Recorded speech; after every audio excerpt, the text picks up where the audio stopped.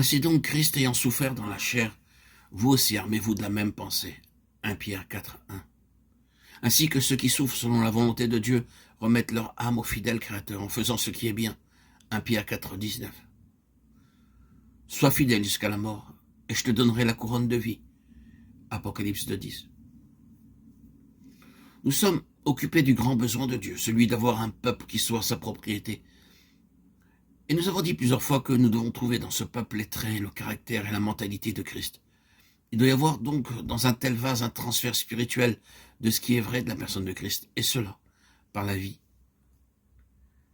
Si sa vie gouverne, il est inévitable que nous serons confrontés à bien des situations, avec comme conséquence la souffrance. L'ennemi en veut à cette vie qu'il a vaincue. Voyons ce que déclare l'apôtre Pierre à ce sujet. Ainsi donc, Christ ayant souffert dans la chair, vous aussi, armez-vous de la même pensée. 1 Pierre 4, 1.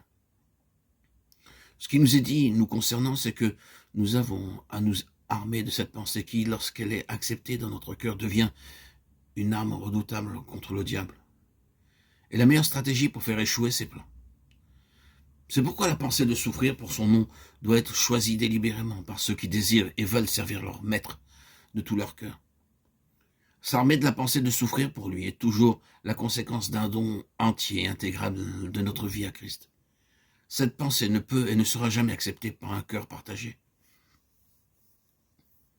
La souffrance dans l'épreuve vient à nous à travers notre obéissance.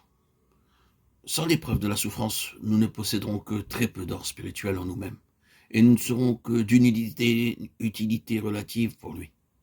Nous ne devons pas la rechercher car elle vient à nous tout naturellement quand nous marchons fidèlement dans le plan de Dieu et quand notre vie est vécue en relation avec le trône. Elle est inévitable. Il y a des souffrances dans notre vie que Dieu ne désire pas parce qu'elles sont les conséquences de notre folie et n'apportent pas de gloire à notre Seigneur.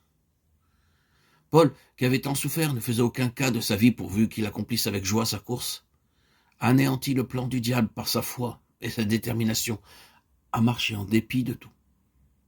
Qu'en fut-il de Job? Y avait-il un intérêt personnel dans son service pour Dieu? Si cela avait été le cas, Satan l'aurait vaincu. Ainsi, Satan ne pourra pas vaincre un croyant et un peuple tout entier pour Dieu et décider à vivre pour lui et non pour eux-mêmes. L'un des buts de la souffrance dans l'épreuve est d'apporter des valeurs de Christ au peuple de Dieu. Ce n'est donc pas pour nous que nous sommes appelés à subir toutes ces épreuves, mais pour son corps, Colossiens 1, 24. Pour les élus. C'est pourquoi je supporte tout à cause des élus, afin que eux aussi obtiennent le salut qui est en Jésus-Christ avec la gloire éternelle. 2 Timothée 2, 10. En tant que croyants, si nous sommes exercés quant au besoin de Dieu d'avoir un peuple qui soit sa propriété intégrale, il nous faut regarder les intérêts de Dieu comme la chose la plus essentielle. Il ne doit y avoir en nous aucun intérêt personnel, ni souci pour soi-même. Il est de la plus haute importance.